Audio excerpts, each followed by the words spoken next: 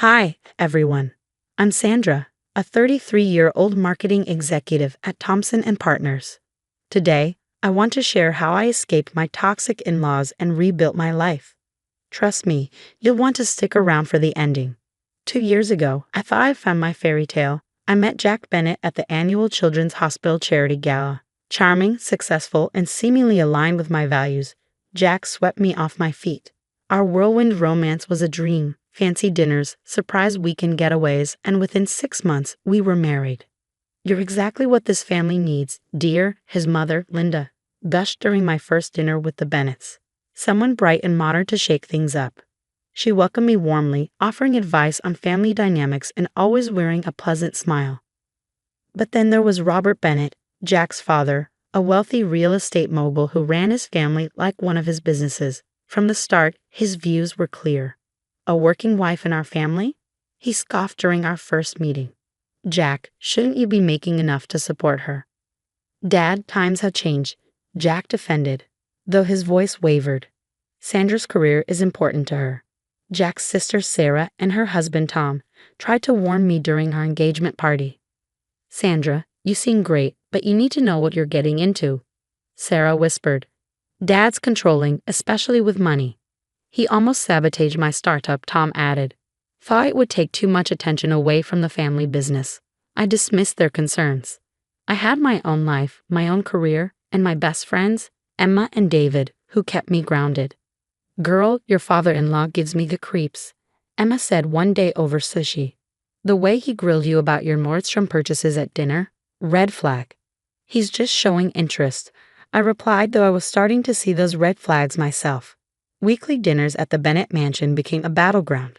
Robert would make pointed comments about proper wives and managing households full-time.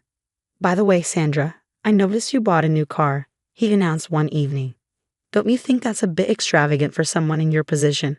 "Do you mean my position as a senior marketing executive or as your daughter-in-law?" I shot back.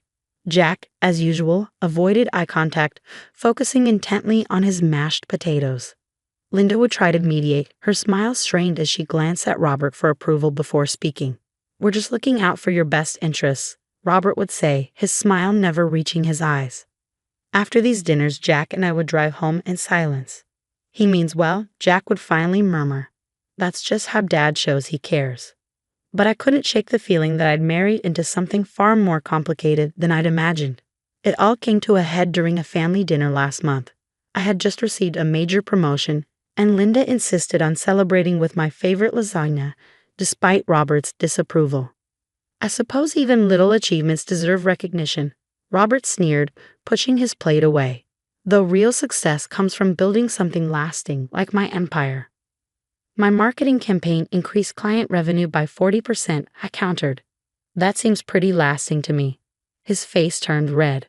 In one swift motion, he swept his plate off the table, sending lasagna splattering across the expensive dining room floor. "Well, since you're so capable at work," he growled, "why don't you show us how capable you are at cleaning? That's what real wives do." I sat frozen, stunned. Jack just gripped his fork, knuckles white. "Jack," I whispered, pleading. Maybe just help clean up," he muttered. "You know how Dad gets." That night, Linda called me in tears.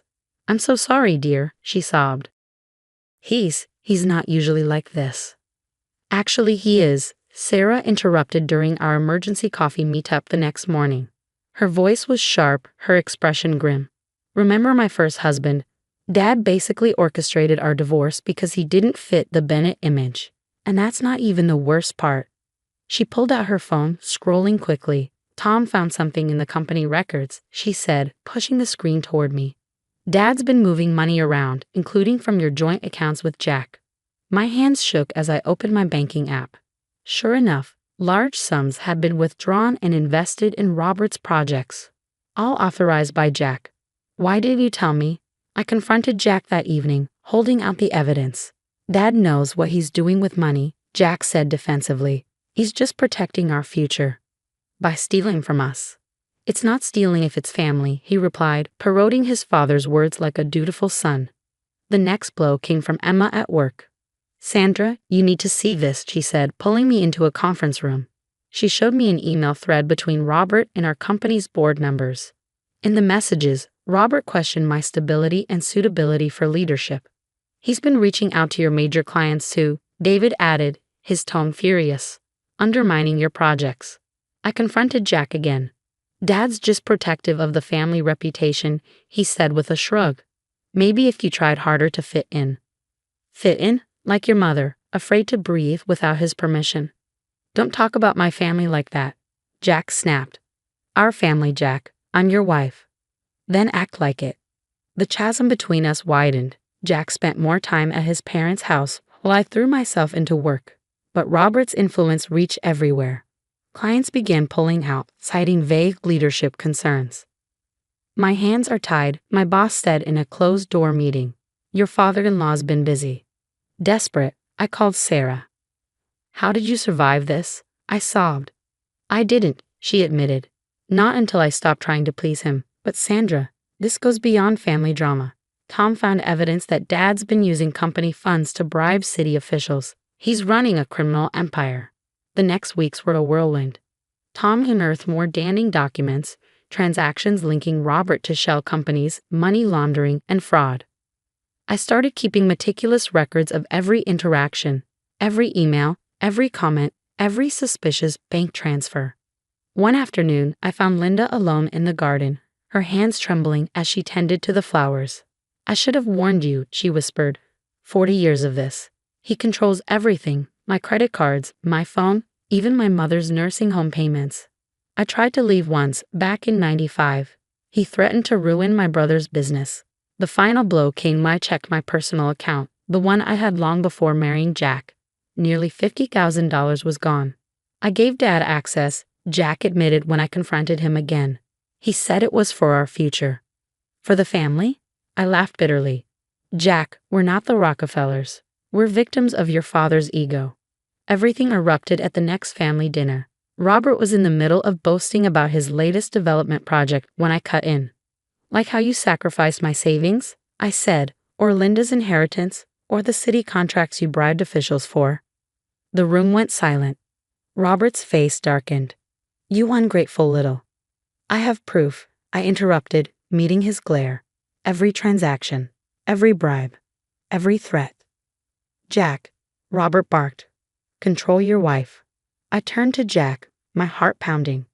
Please, Jack, look at what he's doing to us. Jack stood slowly. My heart sank. Dad's right, he said. You've changed, Sandra. You're not the woman I married. No, I replied, rising to my feet. I'm stronger than the woman you married, and I'm done.